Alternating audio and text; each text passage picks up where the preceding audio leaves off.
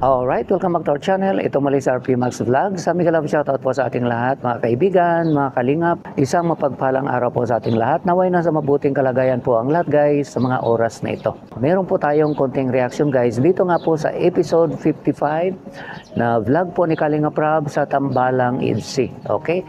Ang gusto ko pong i-tackle dito na issue guys. Ito nga pong binanggit ni Viancy noong bandang huli. Meron po siyang pahabol mga kalingap sa kanyang wish no na nabanggit po niya kay Ido. Okay?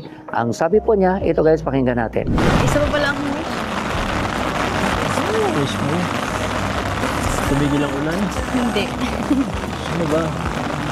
Sana tumuto yung yung love team natin kahit hanap ka na ng iba. Bakit ka pinapahanap ng iba? Ayaw mo bang maalam? Ayaw mo ba ako sa'yo? Pinapalayas mo na yata ako eh. Sige ka, magsisisi ka.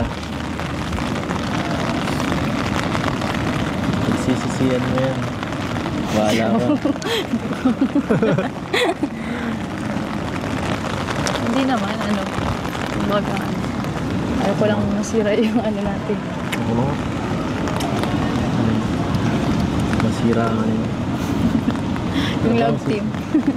Ano bang sisirain mo? Kahit may makita nga ng iba. Ayun, so marami po ang nalulungkot no diyan po sa binanggit ni Viancy.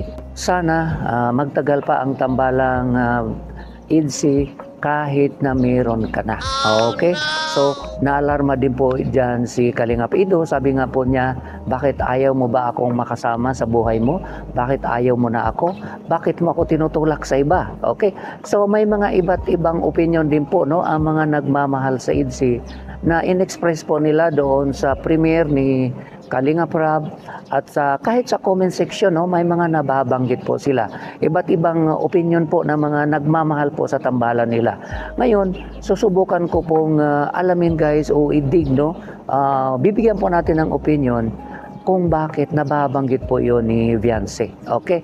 Dahil po no sa umpisa po ng episode na ito, mapapanood po natin guys, napaka-positive po ni Viancy sa kanilang tambalan. Okay, ito guys, pakinggan natin sandali. Kumusta naman sa 11 months na pagsama natin? Hindi ka naman, Hindi ka man nagsawa sa mukha ko? Hindi. Masaya ka? Masaya ka o napipilitan ka lang? Sobrang saya. Pasaya ng pasaya. Saka parang laging excited. Excited. Excited? Saan naman? Ganito. Sa ganito. Kayo po. Masaya naman kayo? O napipilitan lang? Ano ba ako napipilitan? Ginagawa ko na nga lahat Ayun, so dito guys, nagtanungan ika nga sila no kung kumusta na. 11th month sa rin natin ngayon. Sabi nga ni Kalingap Ido, kumusta ka na? Hindi ka ba napipilitan? O masaya ka ba? At ang sagot po ni Viancy guys, no, naririnig po natin, napaka-positive po niya. Masaya siya at excited nga po siya bawat vlogging po nila, bawat session po kung saan magtatagpo na po sila para sa kanilang vlog episode, excited po siya. So ika nga napaka-positive ni Viancy guys sa kanilang tambalan. So ganoon din naman po si Kalingap Ido guys. Nung tinanong po siya ni Viancy kung kumusta ka na, hindi ka ba napilitan, ay sabi nga ni Kalingap Ido, itong mukha ba na ito napipilitan? Siyempre, excited din po si Kalingap Ido, masaya din po siya sa kanilang tambalan. At ito nga, nagsiselebrate po sila ng kanilang 11th monthsary. At sana tumagal pa. Okay? Siguro guys, no, nag-uumpisa siguro itong, ika nga, no, nag-iisip si Viancy. Dahil nga po dito sa tanong ni Kalingap Ido sa kanya. Okay? So ito po, pakinggan natin guys. Viancy, may tanong ako. Ngayon. Kailan mo ako sasagutin? Ang bihira ka. Sasagutin ka dyan. Bakit? Okay na tanong naman yun Naalala ko lang. Sinisigurado ko lang kung malay ko ba, matagal din yan. Ano naman, medyo malayo ang agot natin. Magti-30 na ako. Grabe, hindi naman nalata.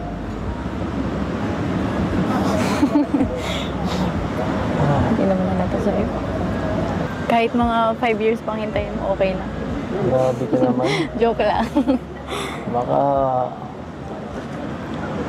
pangit ko na nun. Tagal pa yun. Pampira ka naman. Hindi ka naman naging pangit sa paningin ko.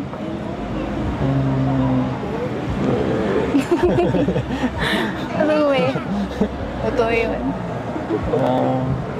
Kahit na. Alam mo, may mga bagay na dapat hindi pinaghihintay eh. Sasayang ka ng oras eh.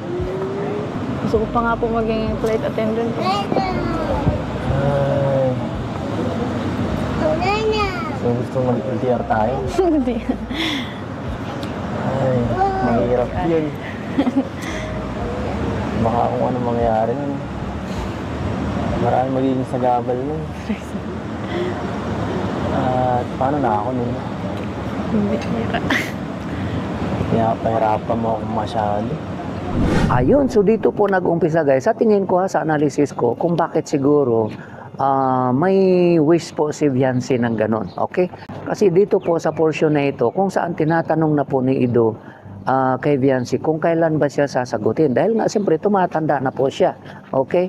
At ini-emphasize nga ni Kalingap Ido guys, yung kanilang age gap, no? Magti-30 na siya, si Viancy 17 pa lang sa ngayon. Okay?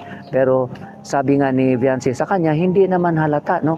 Kahit na maghihintay pa si Ido ng another 5 years. Okay? At sabi nga ni Kalingap Ido, ang pangit ko na siguro sa time na yun. Okay? Pero sabi nga ni Viancy, hindi naman halata sa itsura mo. Hindi ka naman pangit sa paningin ko.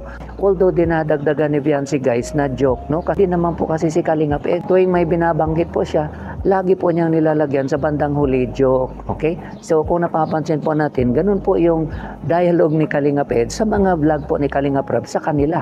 So ika nga napapagaya lang po si Viancy na bawat sentence niya, kahit na siguro seryoso naman sana yung sasabihin niya, may karugtong po sa bandang huli na joke. Okay? So, pero dito sa tingin ko guys na nag-umpisa sigurong mag-isip itong si Viancy. Dahil nga parang para bang ika nga no, pinipilit na ni Kalingap na sagutin na siya ni Viancy doon nga sa kanyang panliligaw. Ito lang naman siguro din ni Kalingap ng assurance talaga. Nabanggit din naman po ni Viancy guys na gusto pa talaga niya maging flight attendant. Kaya nga po humihingi siya ng 5 taon. Okay?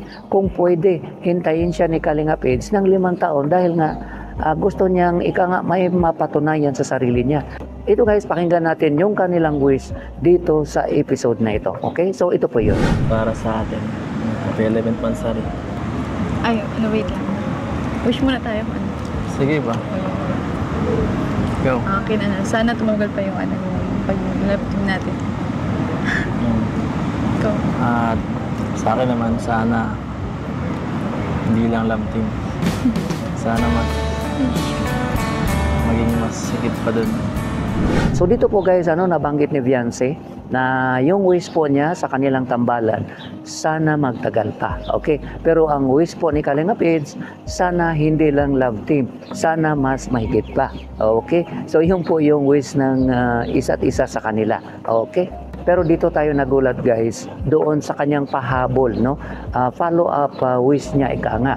Sabi nga po niya, sana magtagal pa yung love team natin kahit na meron ka ng iba. Okay? Ito guys, opinion ko lang kung bakit po nabanggit po ito ni Viancy. Ika nga kay Kalingap Dahil sa tingin ko, baka nag-worry ito guys, no, si Viancy, na baka hindi na po siya mahintay ni Kalingap Okay? Dahil nga po, sabi nga po ni Kalingap Ido, magti-30 na siya. Okay? Masyadong matagal pa yung 5 years. Baka papangit na ako noon. Kaya naman siguro si Viancy, ika nga nag-alala. Okay? Baka hindi na ako mahintay nito. So ika nga ang bula, kung sa basketball pa guys, ang bula ay na kay Kalingap Kung kaya ba siyang hintayin? Kung kaya ba niyang hintayin si Viancy? Okay? Dahil sa tingin ko, handa si Viancy na talagang ika nga magpahintay na kay Kalingap kung kaya niyang hintayin. Let's say kung 29, no, si Kalingap ngayon, So bali mag 34 siya. Actually ang 34 guys, bata pa po yun. So na kay Kalingap Edo kung mahintay niya. Dahil sa tingin ko, handa si Viancy guys na magpahintay. Okay? At yun na nga po, imagine guys, no? Puro positive ang kanyang wish, ika nga, na sana magtagal pa ang kanilang tambalan. At imagine, kahit na magkaroon si Kalingap Edo ng iba, gusto pa rin niya na ang tambalan nila ay tuloy-tuloy pa rin. So imagine guys, no? Ika nga, ayaw niya talagang mahiwalay sa kanilang tambalan. Nandoon yung kanyang desire na sana magtagal pa sila. At siguro dahil siyempre itong si Viancy guys, may mga alam din po ito. Alam naman po niya na si Kalingap Eds ay meron po itong girlfriend, no, na kailan lang nagkahiwalay po sila. So tapos ngayon kinukulit siya ni Kalingap Eds kung paano na, kailan mo ba ako sasagutin? Tumatanda na ako. Okay? So parang siguro na feel niya na nagmamadali na ito, baka hindi na ako mahintay. Okay? Kaya naman siguro nagbitaw po siya ng ganong salita. Ika nga, wala pong masama doon sa kanyang binanggit. Ang bola ngayon, kung sa basketball pa, sa nabanggit ko nga po, ay nakay Kalingap Eds. Kung kaya niyang hintayin si Viancy ng 5 years. Dahil gusto talaga ni Viancy na makatapos ng kanyang pag-aaral. Positive po tayo guys, na si Viancy ay handang-handa din po na magpahintay kay Kalingap Eds. Halata naman po guys na meron talaga siyang feeling kay Kalingap Eds. So yun na po guys ang ating konting reaction dito nga po sa mainit na pinag-usapan itong pahabol na wish ni Viancy, no, sa nabanggit po niya sa episode 55. Maraming salamat po sa inyong lahat, sa inyong walang sawang pagsuporta sa mga upload po namin, mga live namin, pag-comments, pag-shares, at lalong-lalo na po sa hindi pag-skip ng ads, ay maraming salamat. Ingat po tayo guys kung nasaan man tayo. God bless everyone. I love you all. Bye-bye.